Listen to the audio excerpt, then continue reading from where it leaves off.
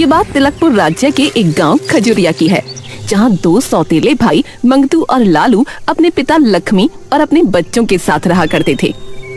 लेकिन लक्ष्मी की तबीयत अब दिन पर दिन बिगड़ती जाने लगी थी। पिताजी।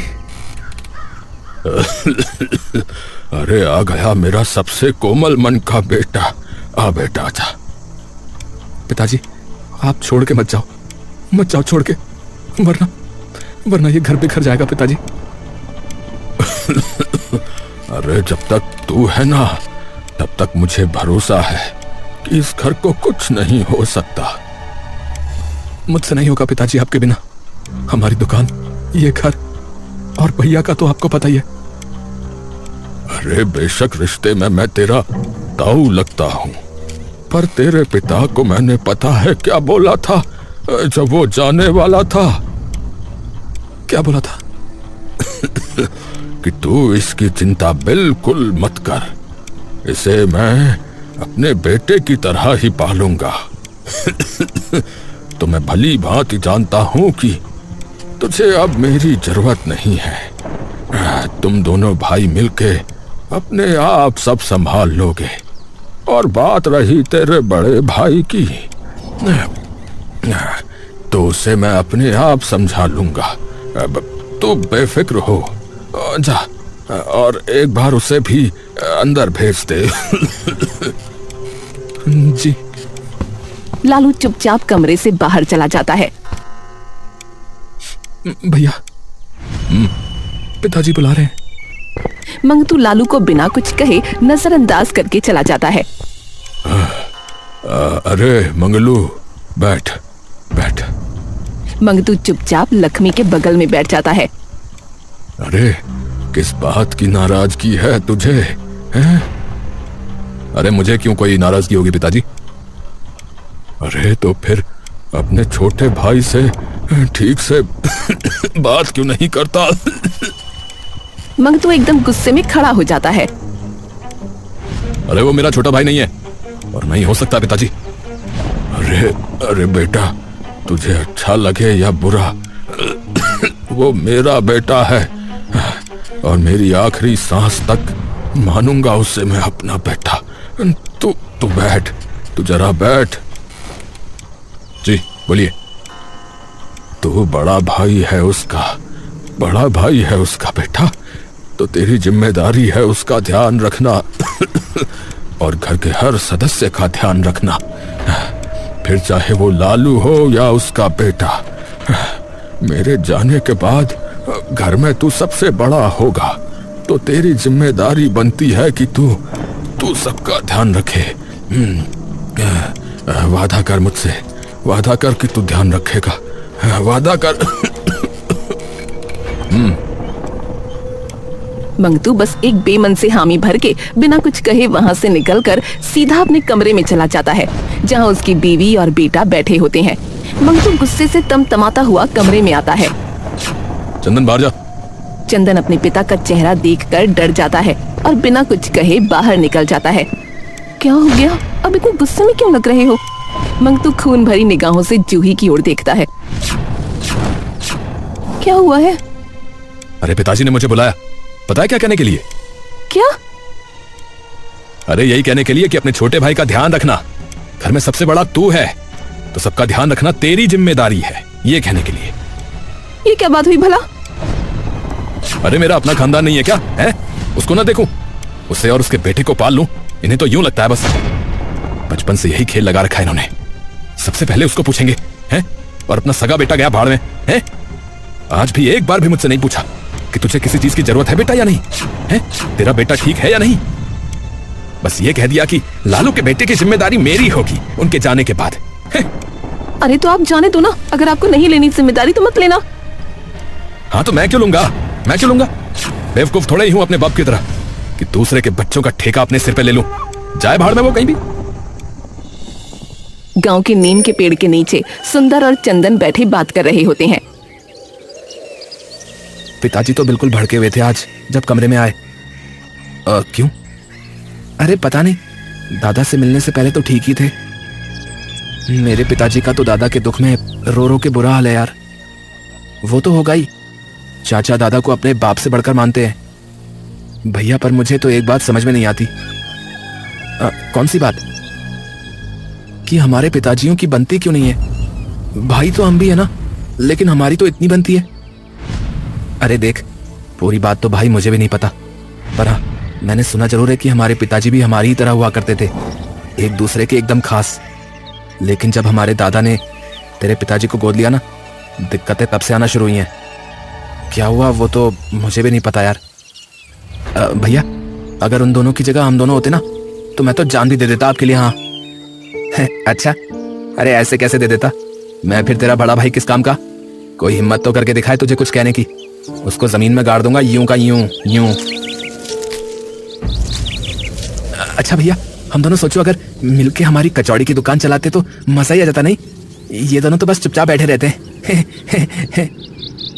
सुंदर और चंदन हंसने लगते हैं। तभी मंगतू वहाँ आ जाता है। अरे चंदन! चंदन एकदम से डर कर खड़ा हो जाता है। अरे चल, बाजार जाना है, सब्जी लेने चल। ठीक है। चंदन मंगतू के साथ बाजार जाने लगता है। अरे तुझे कितनी बार मना किया है कि उसके साथ मत रहा कर। पर वो तो कुछ भी नहीं कहता मुझे। अरे मैंने कह दिया ना, नहीं मतलब नहीं। सुंदर ये सारी बातें सुनकर वापस अपने घर चला जाता है और जैसे ही रात ढलती है, पूरा घर रोने की आवाज और चीखों से गूंज उठता है। पिताजी, पिताजी, नहीं पिताजी, आपको अभी नहीं जाना था पिताजी। अब अंतिम संस्कार अब सुबह ही कर सकते हैं। मंगतू सिर झुकाए कमरे से बाहर निकल आता है और अपने कमरे में जाकर चुपचाप बैठ जाता है। दिन चढ़ते ही पूरा गांव लक्ष्मी के अंतिम संस्कार पर इकट्ठा हो जाता है और पूरे रीति रिवाज के साथ लक्ष्मी का अंतिम संस्कार आखिरकार कर दिया जाता है।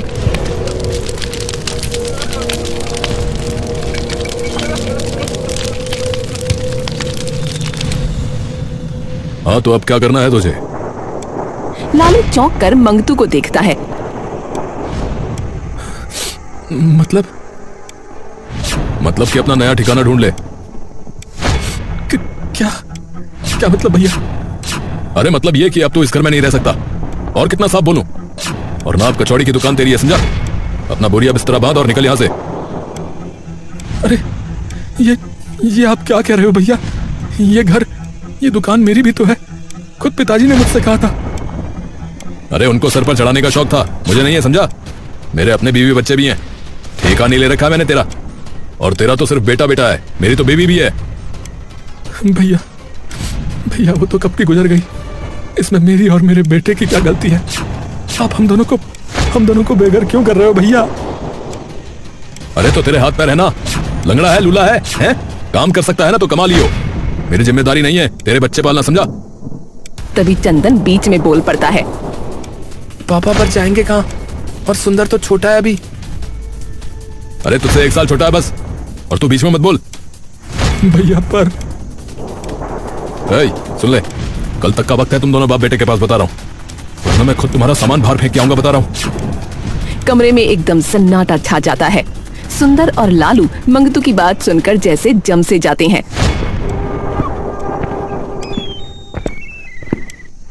पिताजी, अब क्या होगा पिताजी? चाचा, आप लोग सच में चले जाओगे क्या?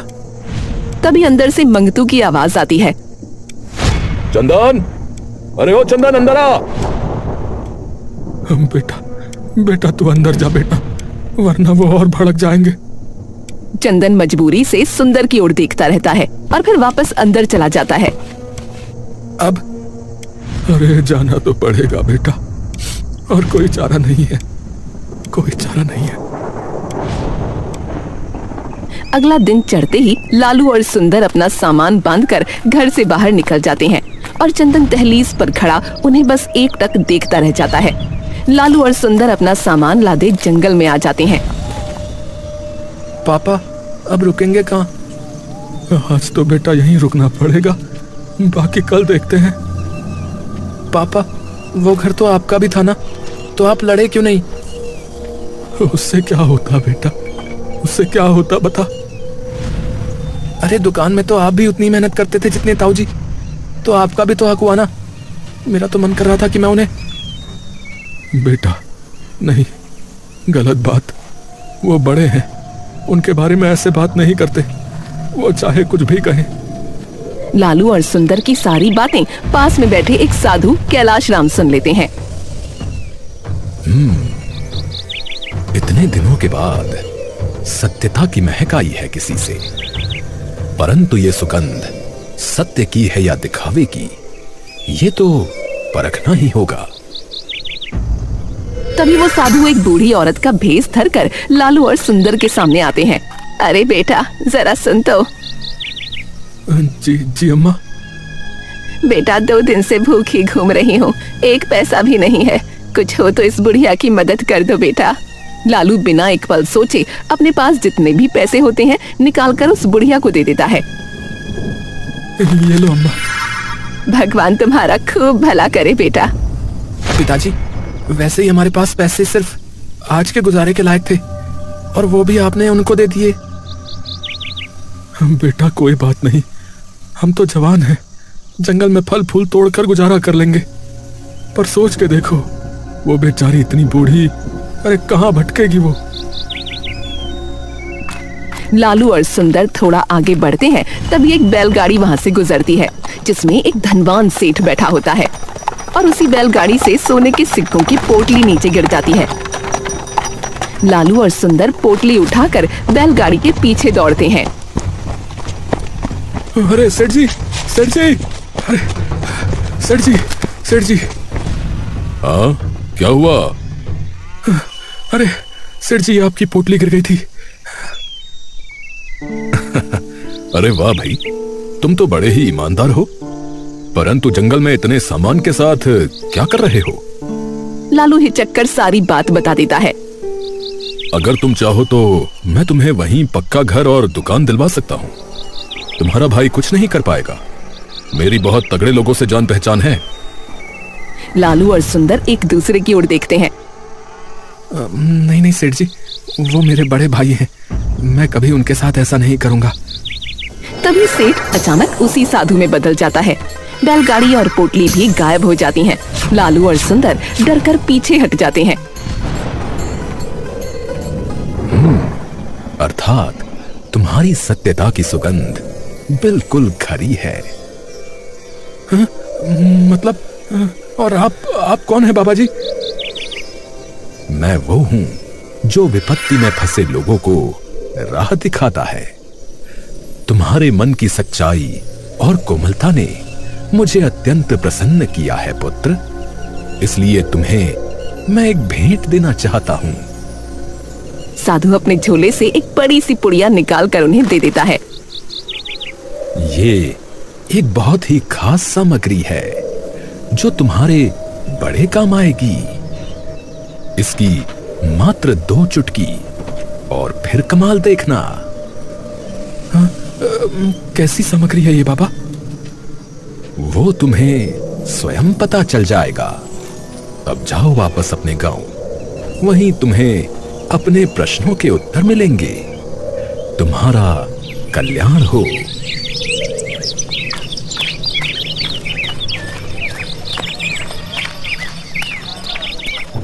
देखते हैं कि वहाँ भीड़ जमा है और उनके बीच राज्य के सैनिक खड़े हैं।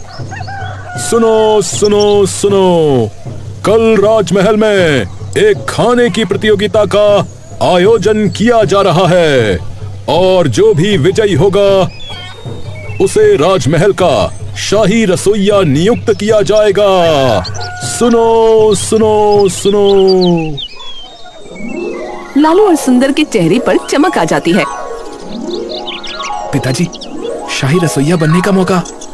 अरे पर बहुत लोग आएंगे बेटा, जरूरी नहीं है कि वहां हम ही जीते बेटा। पर पिताजी, वो खास सामग्री भूल गए क्या आप, उन साधु महाराज वाली? हाँ, अरे हाँ हाँ हाँ। अगले दिन लालू और सुंदर राजमहल पहुंचकर प्रतियोगिता में भाग लेते हैं। आप जो भी बनाएंगे उसका सब सामान यहीं से मिलेगा। प्रारंभ करें। क्या बनाएंगे पिताजी? अरे वही जो हमारा कर्म है बेटा, कचौरी और क्या। हाँ पिताजी,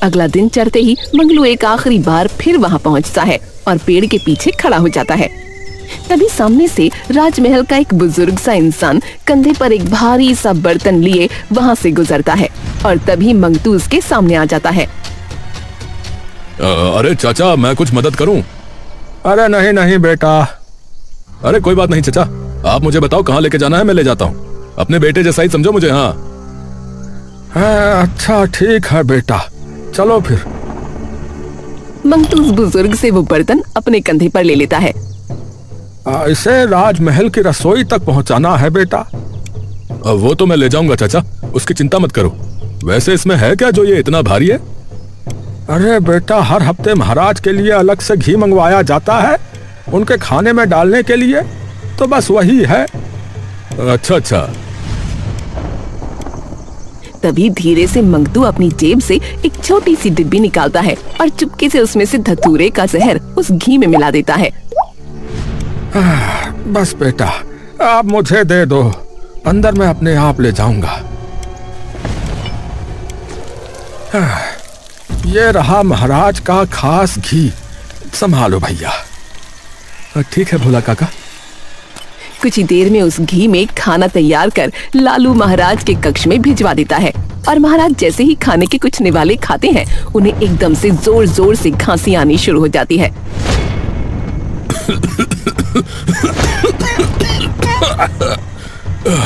मंत्री जी। महाराज, महाराज क्या हुआ?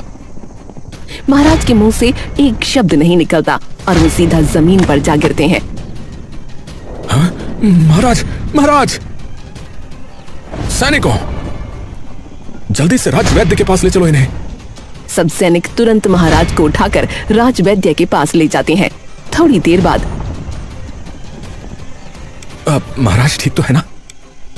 हाँ, फिलहाल वो खतरे से बाहर है।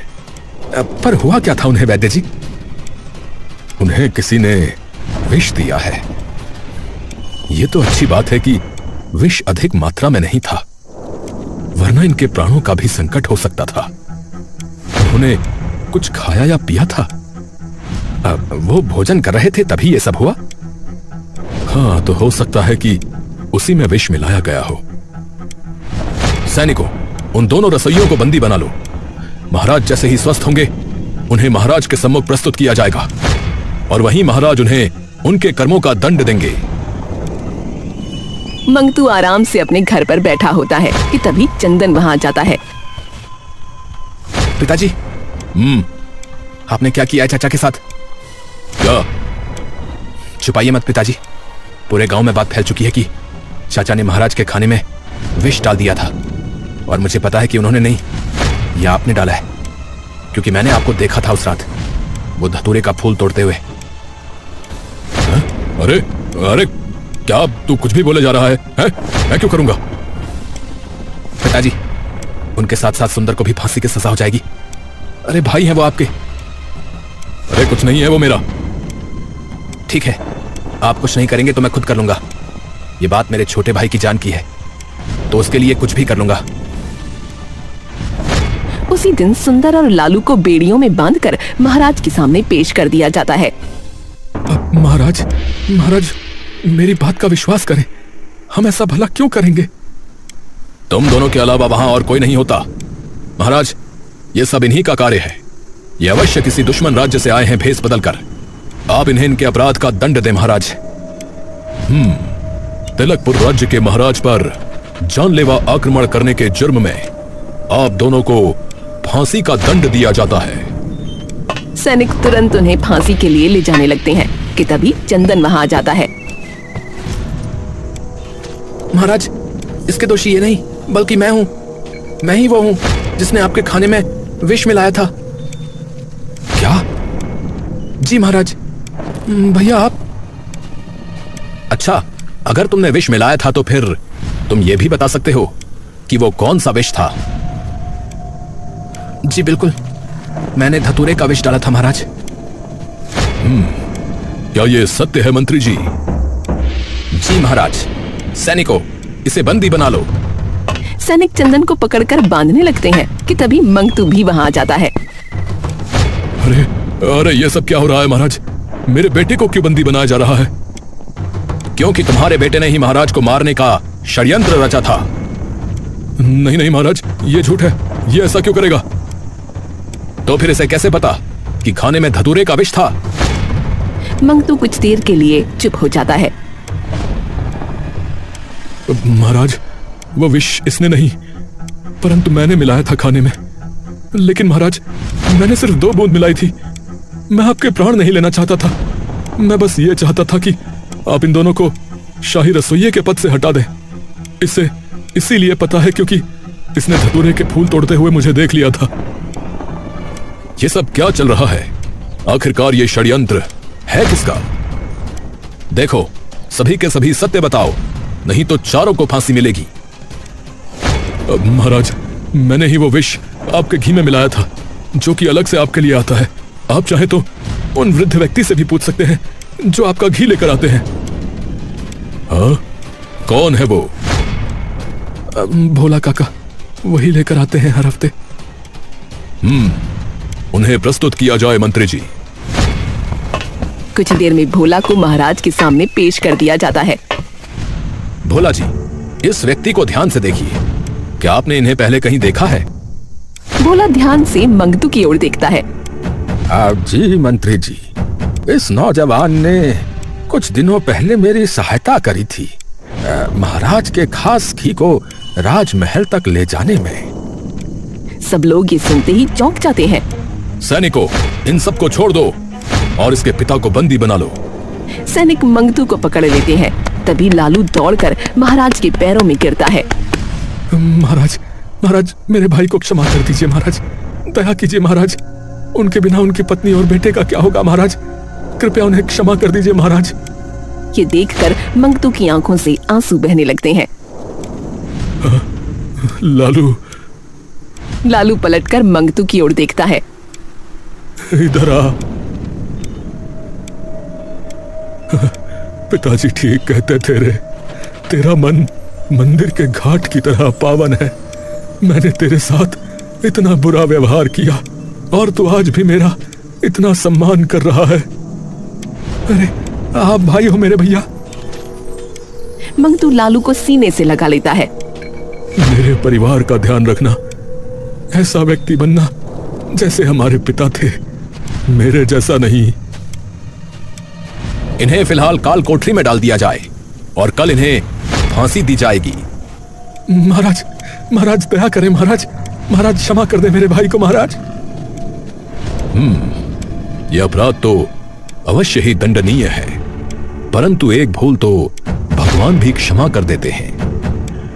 परंतु दंड आपको फिर भी मिलेगा। मैं तिलकपुर का महाराज आपको कारावास का दंड सुनाता हूं।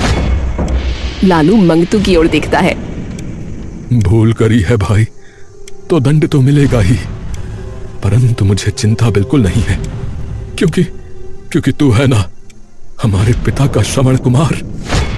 दोनों भाई एक दूसरे के गले लग जाते हैं।